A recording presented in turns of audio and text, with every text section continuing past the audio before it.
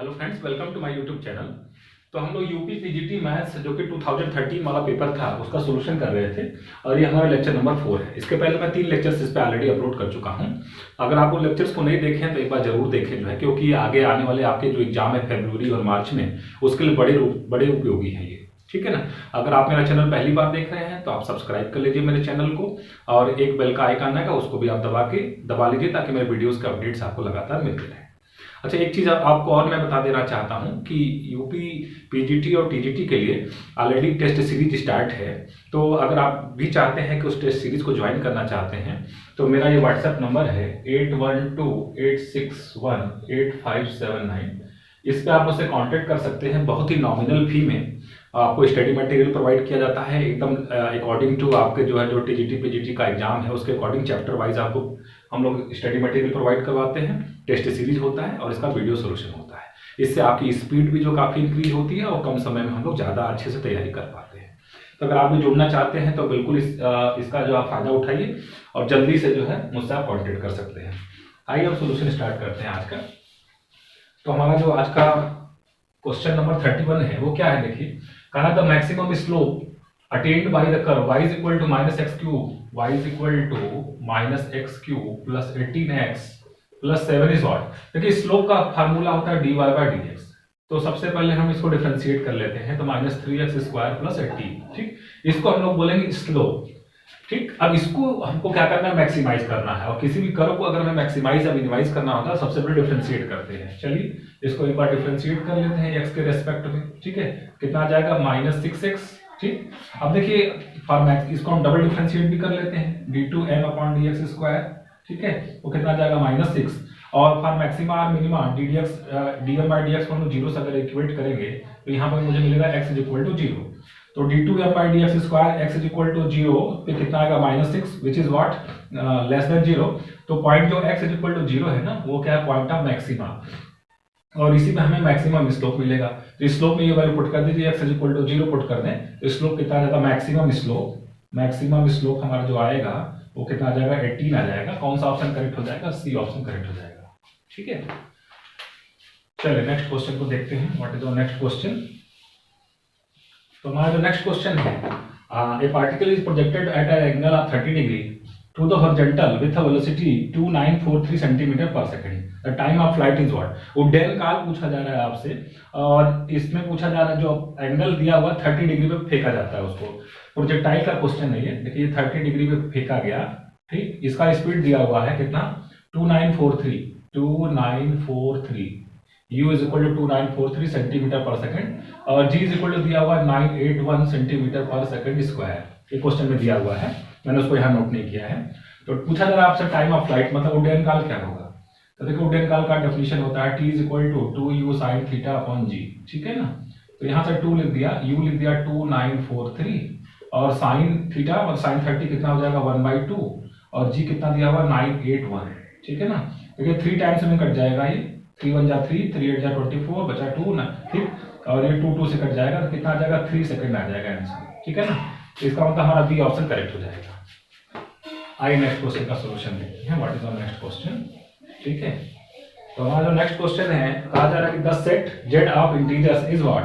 जो set of integers है वो क्या है, एडिटिव ग्रुप है, मल्टीप्लिकेटिव ग्रुप है, neither additive nor multiplicative group. देखिए ग्रुप का होने के लिए सबसे पहले उसमें हमको जो है ना क्या क्या चेक करना पड़ता है आपको, जो है कि सबसे पहले जो है देखिए हम लोग आइडेंटिटी और इनवर्स पे चेक कर लेते हैं, बहुत सारे ऑप्शन एलिमिनेट हो जाते हैं अपने आप जो है। ठीक है ना, तो देखिए सबसे पहले अगर हम एडिटिव की बात करें, मतलब हम लोग z+ की बात करें या z मल्टीप्लिकेशन की बात कर लेते हैं। ठीक है ना, तो देखिए मल्टीप्लिकेशन की आइडेंटिटी कितनी होती है, 1 होती है। आइडेंटिटी का मतलब ये हुआ कि इसका कोई भी नंबर उठाएं और उसमें हम e से मल्टीप्लाई करें, वही नंबर फिर से आना चाहिए। ठीक है ना, तो ऐसा एक ही नंबर है, ये कौन है, 1 है। मल्टीप्लिकेशन के रेस्पेक्ट में 1 को किसी भी इंटीजर में मल्टीप्लाई करते तो सेम नंबर वापस आता है। तो आइडेंटिटी तो हमें मिल गई। ठीक है ना, क्लोजर लॉ तो होता ही है। देखो ग्रुप दिखाने के लिए आपको क्या दिखाना है, क्लोजर प्रॉपर्टी दिखानी है। उसके बाद आपको दिखाना है कि एसोसिएटिव लॉ होल्ड करता है कि नहीं, उसके बाद आइडेंटिटी दिखानी है, उसके बाद इनवर्स दिखाना है, ठीक है ना। क्लोजर लॉ तो दोनों में होल्ड करता है, एडिशन के रेस्पेक्ट में भी, मल्टीप्लिकेशन के रेस्पेक्ट में भी। क्लोजर लॉ का मतलब ये हुआ कोई दो इंटीजर्स उठाए यहाँ से और उसको ऐड करें तो जो नया नंबर है वो भी अगर इंटीजर हो तो हम कहते हैं क्लोजर लॉ होल्ड करता है। तो दो इंटीजर्स का सम भी इंटीजर होता है और दो इंटीजर का मल्टीप्लिकेशन भी इंटीजर ही आता है, ठीक है ना। तो इसलिए हमको जो है इसमें क्लोजर लॉ के लिए कोई चिंता नहीं है, एसोसिएटिव लॉ होल्ड करता ही करता है एडिशन और मल्टीप्लिकेशन के रेस्पेक्ट, तो वहां प्रॉब्लम नहीं है। सिर्फ हमें क्या चेक करना है, आइडेंटिटी और इनवर्स।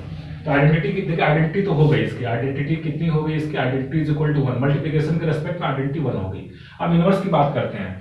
इनवर्स क्या होता है कि अगर कोई एलिमेंट ए है तो उसका इनवर्स निकालना है, हमें एक एलिमेंट ऐसा बी मिलना चाहिए कि उसका जो रिजल्ट आना चाहिए वो क्या आना चाहिए, आइडेंटिटी आना चाहिए, चाहे उसको लेफ्ट में मल्टीप्लाई करें या राइट में ऑपरेट करवाएं, ठीक है ना।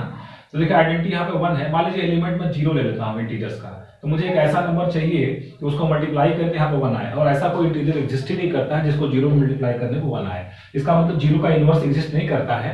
तो अगर 0 का इनवर्स एग्जिस्ट नहीं करता है तो ये ग्रुप फॉर्म नहीं करेगा, ठीक है ना। तो ये ग्रुप फॉर्म नहीं करेगा, तो मल्टीप्लिकेशन के रेस्पेक्ट में ग्रुप नहीं फॉर्म करेगा, लेकिन एडिशन के रेस्पेक्ट में अगर हम बात करें तो ये ग्रुप फॉर्म करता है। कैसे, देखिए क्लोजर लॉ होल्ड करेगा, कोई प्रॉब्लम नहीं, एसोसिएटिव लॉ होल्ड करेगा, आइडेंटिटी इसकी आपको पता लगे 0 को किसी भी नंबर में हम ऐड करें तो वही नंबर हमें वापस आ जाता है, कोई दिक्कत वाली बात नहीं है। आइडेंटिटी हो गया इसका, और इनवर्स भी हमेशा हर एलिमेंट का एडजस्ट करेगा, ए का इनवर्स कितना आ जाएगा, -a आ जाएगा, ठीक। तो ये ग्रुप फॉर्म करता है। इसका मतलब both additive and multiplicative group, both are group, no गलत है। Multiplicative, it is what multiplicative group but not additive group, गलत है। It is additive but not multiplicative group, correct है। Neither additive nor multiplicative group, wrong है, C option correct हो जाएगा, ठीक है। चलिए नेक्स्ट क्वेश्चन देखते हैं। क्वेश्चन नंबर हमारा है 34 का, कहा जा रहा है कि अंडर रूट आई की वैल्यू क्या होगी। अब देखिए ये क्वेश्चन अगर आपको लगाना नहीं भी आता है तो ऐसे आप समझिए, 4 का स्क्वायर रूट अगर 2 है, इसका मतलब 2 का स्क्वायर करेंगे तो भीतर वाला नंबर आना चाहिए। इस सभी का स्क्वायर कर दीजिए, क्या -1 का स्क्वायर करें तो क्या आई आएगा, -1 का स्क्वायर तो 1 आता, आई नहीं आया, ये गलत है। 1 + i/2 का होल स्क्वायर करिए, 1 + i/2 का होल स्क्वायर करिए, अगर ये आई आ गया तो ठीक है, स्क्वायर करिए तो कितना आ जाएगा, नीचे तो आ जाएगा 1 4 और 1 i स्क्वायर कितना था, -1 + 2i, ठीक है, कट गया, कितना आ गया i/2, i/2, ये i तो नहीं आया, इसका मतलब ये नहीं है। क्या 1 का स्क्वायर आई आएगा, तो 1 का स्क्वायर तो 1 आता है, वो तो आई नहीं आता, ये भी नहीं है, तो कौन सा ऑप्शन करेक्ट हो जाएगा, नन ऑफ दिस करेक्ट हो जाएगा। तो फ्रेंड्स जो हमारा नेक्स्ट क्वेश्चन है, question number 35, the value of the limit n tends to infinity 1 + 1 upon n square plus 1 + 2 square upon n square plus 1 + 3 square upon n square dot dot 1 + n square upon n square whole to the power 1/n is what, ये option दिए गए हैं। तो देखिए इस question का limit मुझे निकालना है। सबसे पहले मैंने इसको y लिख दिया और दोनों तरफ मैंने log ले लिया, क्योंकि function to the power function है, फंक्शन लेके तो log m to the power n है, तो ये आगे आ जाएगा n log m आ जाएगा। देखो मैंने यहाँ पे लिखा है log y is equal to limit n tends to infinity 1/n आगे आ गया, और ब्रैकेट में log m इंटू n लगाएंगे तो ये log m plus n plus p हो जाएगा, log m plus log n plus so on, ठीक है ना। log y is equal to limit n tends to infinity 1/n। अब देखिए इसको समेशन में मैंने लिखा r is equal to 1 to n log 1 plus r square by n square, r is equal to 1 रखेंगे तो log 1 प्लस 1/n स्क्वायर 2 रखेंगे तो 2 square by n square and so on, ठीक है ना। अब देखिए इसको सॉल्व करने की टेक्निक क्या होती है ना, कि ये जो लिमिट लगा हुआ है limit n tends to infinity, पहली बात 1/n को हम लोग dx से रिप्लेस करते हैं, 1/n के जगह पे क्या आ जाएगा, dx आ गया, ठीक। लिमिट और ये जो समेशन है इससे जो इंटीग्रेशन का साइन आ जाता है, ठीक। और जो हमारा r/n है उसको हम x लिखते हैं, जो हमारा r/n है उसको हम लोग क्या लिखते हैं, x लिखते हैं, r/n को लिख देते हैं x। तो देखिए क्या होगा, log 1 प्लस x स्क्वायर और क्या होगा dx। अब देखिए लिमिट चेक करने का तरीका क्या होता है कि सबसे पहले r इज इक्वल टू 1 रखेंगे तो 1/n आएगा, और limit n tends to infinity करेंगे तो 1/∞ कितना होता है, 0 होता है। फिर r इज इक्वल टू जब n रखेंगे तो n/n कितना हो जाता है, 1 आ जाता है। तो ये इस इंटीग्रेशन में कन्वर्ट हो जाता है। ये टेक्निक आपको मालूम होना चाहिए, ऐसे क्वेश्चन को सॉल्व करने में बहुत हेल्पफुल होता है, ठीक है ना। अब देखिए यहाँ तक हम लोग आ गए, अब इसको कई पार्ट्स हम लोग जो है इंटीग्रेट करेंगे। इसको मैंने फर्स्ट फंक्शन ले लिया, 1 को सेकंड फंक्शन ले लिया, तो फर्स्ट फंक्शन इनटू 1 को मैंने सेकंड ले लिया, first function into integration of second कितना आएगा, x 0 से 1 minus integration of ddx of first, log x का डेरिवेटिव कितना होता है 1/x, और 1 प्लस x स्क्वायर को डिफरेंशिएट करेंगे 2x आएगा, और 1 का इंटीग्रेशन कितना आएगा, x आएगा, ठीक। इसमें लिमिट रख दिया, log 2 बन गया माइनस, देखिए 2 मैंने बाहर ले लिया, ये कितना हो गया, x square upon 1 plus x square dx। अब कितना हो गया, log 2 माइनस 2 टाइम्स। अब देखिए इसको सॉल्व, इसकी चूंकि पावर बराबर है तो इसको हम लोग जो है ना, इसके न्यूमरेटर को पावर को कम करने के लिए 1 ऐड कर देते हैं और 1 सब्ट्रैक्ट कर देते हैं। तो 1 plus x square upon 1 plus x square कितना बन गया 1 dx, और यहाँ पे माइनस माइनस क्या हो जाएगा plus 2 times 1 upon 1 plus x square. ठीक, तो dx का इंटीग्रेशन कितना आ जाएगा, x आएगा, लिमिट रखेंगे तो 1 आ जाएगा, तो ये आ गया 2 और plus 2 1 upon 1 plus x square का इंटीग्रेशन होता है tan इनवर्स x 0 to 1 रखेंगे पाई बाई 4 मिलेगा, 2 into पाई बाई 4 कितना आ जाएगा पाई बाई 2, तो log 2 इन दोनों को मैंने सॉल्व कर दिया तो पाई माइनस 4 बाई 2 आ गया। अब देखिए आगे हम लोग क्या करेंगे, आगे इसको हम क्या करेंगे, ये तो आगे ये हमारा आ गया log y की वैल्यू, ठीक है ना, कितना आ गया log y is equal to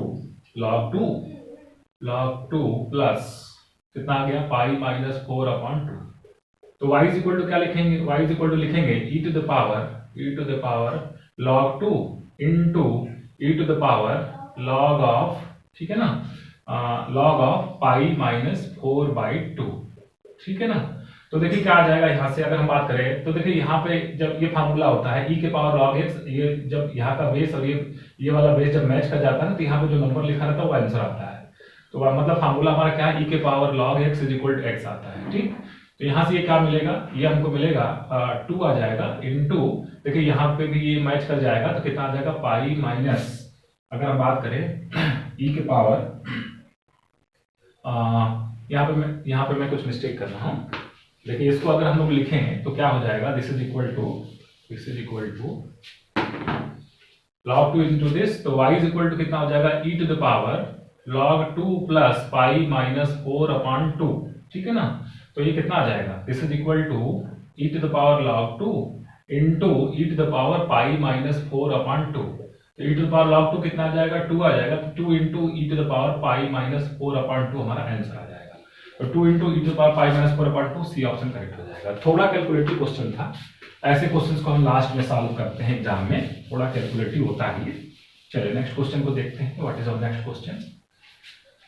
तो हमारा जो नेक्स्ट क्वेश्चन है वो है कि the total number of subgroups of the group Z11, ये ग्रुप दिया हुआ Z11, ठीक है ना, पूछा जा रहा है इसके कितने सब ग्रुप होंगे, तो बहुत सिंपल सा क्वेश्चन है। देखिए कि किसी भी सब ग्रुप का ऑर्डर जो होता है ना वो ग्रुप को डिवाइड करता है, तो अब देखिए इस ग्रुप का ऑर्डर कितना 11 को डिवाइड करने वाले सिर्फ 2 ही लोग हैं, कौन है, 1 डिवाइड करेगा 11 डिवाइड करेगा। ठीक, इससे कितने सब ग्रुप बनेंगे, 2 सब ग्रुप बनेंगे, कौन सा ऑप्शन करेक्ट हो जाएगा, फर्स्ट ऑप्शन करेक्ट हो जाएगा। तो सिर्फ डेफिनेशन जो बीएससी का पोर्शन आता है वो सिर्फ डेफिनेशन बेस्ड जो होता है वो सिंपल प्रॉपर्टीज लगा के डेफिनेशन लगाकर सॉल्व कर सकते हैं। अगला क्वेश्चन हमारा है कि 2 फंक्शन दिया हुआ है, एक f(x) is equal to under root 1 minus x square और दूसरा दिया हुआ gx is equal to 1 minus mod of x। पूछा जा रहा है कि रोल्स थ्योरम किस में एप्लीकेबल है, और रोल्स थ्योरम के लिए कुछ कंडीशंस होती है। पहली बात की फंक्शन जो है ना उस इंटरवल में क्या होना चाहिए, क्लोज इंटरवल a से b में कंटिन्यूअस होना चाहिए, open interval a to b में डिफरेंशिएबल होना चाहिए, और लास्ट पॉइंट्स पे फंक्शन की वैल्यू क्या आना चाहिए, सेम आना चाहिए। आइए चेक करते हैं। सबसे पहले हम gx को चेक कर लेते हैं, क्योंकि देखिए इसमें मॉड लगा हुआ है और मॉड में डिफरेंशिएबिलिटी में प्रॉब्लम आती है, ठीक है ना। देखिए इस ग्राफ को अगर हम बनाना चाहें तो देखिए ये किसका ग्राफ है, this is the graph of y is equal to mod x, ठीक है ना। ये किसका ग्राफ है, y is equal to minus of mod x, इसको 1 यूनिट ऊपर शिफ्ट कर देना है, तो ये हो गया this is the graph of y is equal to 1 minus mod of x। तो निश्चित रूप से देखिए ये जीरो पे क्या मिल रहा है, कॉर्नर पॉइंट में मिल रहा है, मतलब जीरो फंक्शन डिफरेंशिएबल नहीं है, -1 to 1 के बीच में जीरो आता है और जीरो फंक्शन डिफरेंशिएबल नहीं है, तो इसका मतलब gx पे रोल्स थ्योरम एप्लीकेबल नहीं है, ये तो कंफर्म हो गया, ठीक है। चलिए आगे बात कर लेते हैं।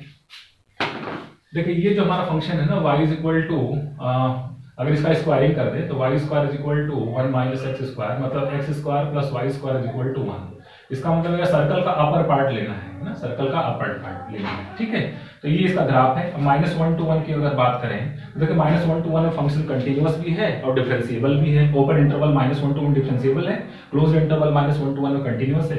-1 पे वैल्यू निकालेंगे कितना आएगा 0, और 1 पे वैल्यू निकालेंगे कितना आएगा 0, तो एंड पॉइंट से वैल्यू सेम आ रही है, इसका मतलब इस पे रोल्स थ्योरम एप्लीकेबल है। तो fx पे एप्लीकेबल है और gx पे नहीं है। एप्लीकेबल टू बोथ गलत है, applicable to fx but not gx correct है, applicable to gx but not fx गलत है, दोनों पे एप्लीकेबल नहीं, गलत है। कौन सा ऑप्शन करेक्ट हो जाएगा, बी ऑप्शन करेक्ट हो जाएगा। तो फ्रेंड्स हमारा नेक्स्ट क्वेश्चन है question number 38। A force 5i + 3j + 4k acts through this point 2i + j + 3k, the moment of the force about the point this is what। देखिए बहुत simple सी बात होती है, मोमेंट का फार्मूला होता है r क्रॉस f होता है, ठीक। तो r क्या होता है ना, देखिए किस पॉइंट पे फोर्स काम कर रहा है, इस पॉइंट काम कर रहा है, किसके अबाउट निकालना है, अबाउट द पॉइंट दिस निकालना है, ठीक है ना। तो इसमें से इसको आप माइनस कर दीजिए तो r आ जाता है। तो देखिए 2i माइनस i कितना आ जाएगा i, और j माइनस 2j कितना आ जाएगा माइनस j, और 3k प्लस के यहाँ हो जाएगा माइनस माइनस प्लस के हो जाएगा, तो कितना आ जाएगा 4। तो ये r आ गया, फोर्स ये है आपका, r क्रॉस आप निकाल लीजिए, ठीक है ना। तो r कैसे निकालते हैं, देखिए इस जिस पे काम करता है और जिसके अबाउट निकालना पड़ता है, तो उसमें से उसको माइनस करते हैं हम लोग। जिस पे काम करता है उसमें से, उस पॉइंट में से जिसके अबाउट निकालना होता है उसको माइनस करते हैं, तो r आ जाता है, ठीक। तो इसमें से माइनस के r आ गया, ये आपका r क्रॉस आप निकालते हैं। तो r पहले लिख दिया 1 माइनस 1 4, i j के लिखा 1 माइनस 1 4, कोफिशिएंट्स को लिखते हैं, आपको मालूम है क्रॉस प्रोडक्ट निकालने के लिए। और फोर्स का कंपोनेंट क्या है 5 3 4, 5 3 4 लिख दिया, क्रॉस प्रोडक्ट निकाला तो कितना आ जाएगा 8 minus 2i plus 2j plus k। कौन सा ऑप्शन करेक्ट हो जाएगा, माइनस हमारा जो ऑप्शन है वो कौन सा ऑप्शन करेक्ट हो जाएगा, सी ऑप्शन करेक्ट हो जाएगा, ठीक है। चलिए नेक्स्ट क्वेश्चन को देखते हैं। नेक्स्ट क्वेश्चन जो है बहुत ही आसान क्वेश्चन है। क्वेश्चन ये है differential equation m dx plus n dy is equal to 0 is exact what. कब एग्जैक्ट होता है उससे कंडीशन बताता है। इसका कंडीशन होता है del m upon del y is equal to del n upon del x, ठीक। डी ऑप्शन करेक्ट हो जाएगा, ठीक है। चलिए नेक्स्ट क्वेश्चन देखते हैं, क्वेश्चन नंबर 40, ठीक है। क्वेश्चन नंबर 40 में लिखा गया है कि y is equal to x to the power x up to infinity. देखिए इसको पहचानने का तरीका ये होता है कि बहुत सारे x हैं, इसमें से अगर एक x हम चुरा भी लें तो जो ये फिर से बनता है x to the power infinity बनता है। इसको हम इस तरीके से लिख सकते हैं y is equal to x to the power y, ठीक। दोनों तरफ लॉग ले लीजिए, log y is equal to y log x, differentiate कर दीजिए इसको, log y का 1 by y dy by dx, और यहाँ पे first function into d d x of second function plus second function into d d x of first function, ठीक। तो यहाँ से d y by d x एक तरफ करके कॉमन लेंगे तो कितना बन जाएगा 1 by y minus log x, और इधर कितना हो जाएगा y बाई एक्स, ठीक। तो ये कितना हो जाएगा d y by d x is equal to, ये वाला y यहाँ चला जाएगा तो वाई स्क्वायर अपॉन एक्स, और यहाँ कितना हो जाएगा 1 माइनस वाई लॉग एक्स, ठीक है ना। तो अगर देखा जाए तो वो कौन सा ऑप्शन करेक्ट हो जाएगा, वाई स्क्वायर अपॉन एक्स, कौन सा ऑप्शन इसमें करेक्ट हो जाएगा। हाँ, इन्होंने क्वेश्चन पूछा x d by d x क्या होगा, इस x को यहाँ पे बुला लीजिए x d by d x, इसकी वैल्यू कौन सी है, फर्स्ट ऑप्शन करेक्ट हो जाएगा y square upon 1 minus y log x, ठीक। तो फ्रेंड्स आज के लेक्चर में मैं यही समाप्त कर रहा हूँ। नेक्स्ट लेक्चर में इसके आगे क्वेश्चन को हम लोग सॉल्व करेंगे। अगर आपको मेरा लेक्चर पसंद आया हो तो एक लाइक का बटन दबाना नहीं भूलिएगा। Thank you very much.